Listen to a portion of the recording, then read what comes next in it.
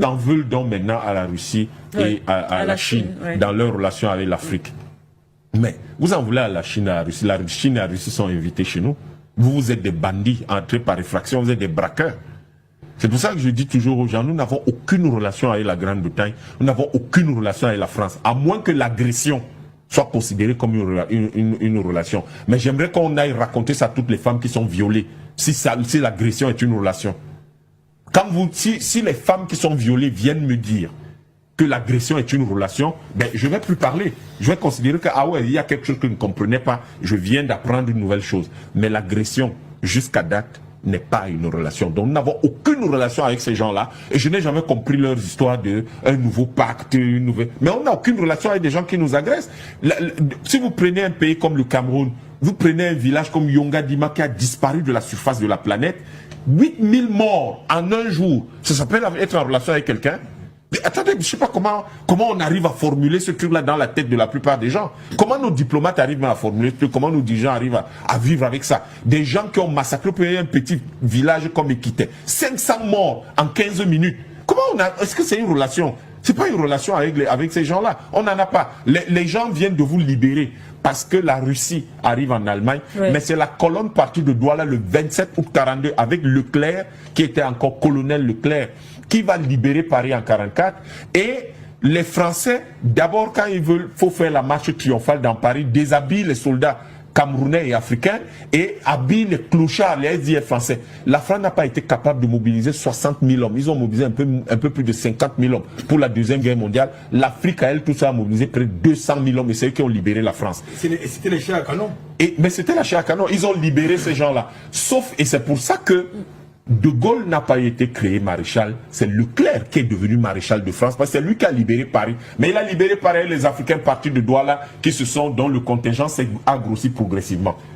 Cette France ne peut pas le reconnaître et elle vient donc dire que la Russie et la Chine ne vont pas apporter de solution. Mais de quoi elle parle? Vous avez un petit pays de 66 millions d'habitants, vous parlez des gens qui ont mis en place un système qui en 70 ans a sorti 1 milliard de personnes de la misère. Du jamais vu dans l'histoire. Ouais. 70 ans, 1 milliard de personnes. Et c'est des gens comme ça à qui vous parlez. Vous avez la Russie, un pays qui a 20 ans d'avance en matière scientifique et technologique sur vous. C'est à ces gens-là que vous dites qu'ils ne peuvent pas apporter des solutions. Mais il y a un gros problème sur vous. La Russie dispose aujourd'hui de 3 000 milliards de dollars de réserves de change. La France en a combien? Ils sont plutôt endettés à 120% de leur PIB. Donc du coup, voilà des gens qui vont vous raconter des histoires et il faut pas attention. La Chine assure les États-Unis des créances de l'ordre de 3 000 à 4 000 milliards de dollars. Donc, c'est des pays qui ont de vraies solutions. C'est-à-dire que si vous prenez simplement 10% des réserves de change de la Russie, c'est-à-dire 300 milliards de dollars, c'est supérieur à la totalité de tous les investissements et de toute l'aide que les pays du franc CFA ont reçu depuis les indépendances. Donc, quand vous avez de tels calculs et un type vient vous raconter des choses comme ça, vous vous demandez quel est son problème. Ça, c'est la peur qui s'exprime. C'est tout. Non, si on l'appelle, oui, en fait, c'est un suprémaciste, mais un suprémaciste qui a peur. Il a peur parce qu'il sait que c'est fini. Et du coup, aujourd'hui, je vais finir, pardon, madame. Aller au standard, allez-y. Voilà, excusez-moi pas. En fait, c'est que vous avez des sujets comme ça qui sont un peu curieux. Vous ne comprenez pas de quoi les gens y parlent. Dans le panafricanisme, voilà pourquoi les Africains doivent savoir. Quand ils sont agressés comme ça, c'est-à-dire qu'une agression qui dure depuis 6 siècles, et les gens ne sont même pas là à vous dire que bon, comment on va discuter, comment on va essayer, écouter. Non, ils sont en train de vous dire, nous on planifie de revenir. Et on va revenir brut, avec violence, pour reprendre possession chez vous, comme vous commencez à nous chasser du Burkina, du Niger, du Mali et de Centrafrique. Ouais. On va revenir. Kwame Nkrumah n'a jamais eu autant raison. Cheikh Anta Diop n'a jamais eu autant raison. Le panafricanisme est la solution, c'est-à-dire la solidarité et l'unité de l'Afrique. Il faut qu'on s'unisse parce que eux, vous entendez la France, elle ne dit pas je vais revenir, elle dit nous entraînons l'Europe. Tout à fait. Donc, ces gars-là disent, nous avons une armée de 420 millions de cerveaux et de bras qu'on va braquer, on va envoyer sur l'Afrique et ils vont devoir déferler sur l'Afrique pour la détruire et nous allons en prendre possession. Le fameux projet de l'Afrique sans les Africains s'exprime encore là. Le génocide de 1,5 milliard de personnes est planifié. Et les Africains sont là, ils regardent. Nous ne pouvons pas nous en sortir tout seuls. Nous devons nous mettre ensemble. Nous devons créer au moins, commencer par les États-Unis des sous-régions, mais surtout avoir le projet de création de l'État fédératif du continent pour mettre ces gens-là très loin de nous, de l'autre côté, comme il le dit lui-même, qui reste là-bas, de l'autre côté de la Méditerranée. Et comme ils resteront là-bas, ils viendront nous supplier de devoir discuter avec eux. Je finis par une chose, madame, qui s'appelle la dette française. Je suis quand même très surpris qu'un pays endetté à pratiquement 20% de son PIB vienne parler à tout un continent. C'est-à-dire qu'ils sont 66 millions. Ils ont un endettement de 3 000 milliards de dollars. Nous sommes 1,5 milliard. Nous avons un endettement réel de 1 000 milliards de dollars. C'est-à-dire un tiers de leur dette. Mais ils veulent nous expliquer comment on gère l'argent. Il y a quelque chose que je ne comprends pas chez ces gars-là. Et en plus, ils pleurent tous les jours parce qu'ils aiment trop pleurer en fait. Il semble que c'est la mode d'être mademoiselle chez eux.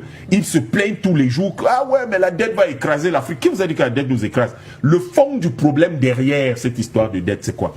C'est que l'Afrique, qui aurait dû gagner en 2021-2022 à peu près 30 000 milliards de dollars pour les exportations de matières premières, faisant de nous la première puissance économique du monde. C'est pour ça que je dis toujours, il y a un certain monsieur Thiam là, qui est en Côte d'Ivoire, le président du PDC, il dit, attention, l'Afrique n'est pas potentiellement riche, monsieur. Ouais. L'Afrique est réellement le continent le plus riche. 30 000 milliards de dollars en 2021, c'est supérieur au PIB de la Chine. Et donc, nous aurons dû être le continent le plus riche. Malheureusement, tout ça nous a été volé. Et nous nous retrouvons avec un PIB nominal qui est équivalent à celui de la France, 3 000 milliards de dollars, et un PIB pour parité de pouvoir d'achat de l'ordre de 6 800 milliards de dollars, dont les gens nous volent, au point que notre PIB ne représente même pas 10% de ce qu'ils nous volent. Nous devons savoir que ce que ces gens-là craignent, c'est de ne plus pouvoir nous voler. Comme ils savent que si l'Afrique se met ensemble, si les Africains se mettent ensemble, l'Afrique s'unit, ils ne pourront plus nous voler. Et comme ils ne pourront plus nous voler, ils seront dans la misère. Ils seront dans la misère. Mais il y a quelque chose chez les Africains. Je dis toujours, ils ne comprennent pas l'Afrique, ils ne connaissent même pas l'Afrique. Nous ne sommes pas contre eux. À la limite, ils sont plutôt méprisables à nos yeux, mais même le mépris, nous avons cessé de l'avoir pour eux. Nous nous disons simplement, nous devons être pour l'Afrique, pour la solidarité de l'Afrique, pour la réorganisation de l'unité politique de l'Afrique, pour la reconstruction de notre puissance et de notre prospérité, et ce qui nous permettra donc d'avoir la sécurité dont nous aurons besoin.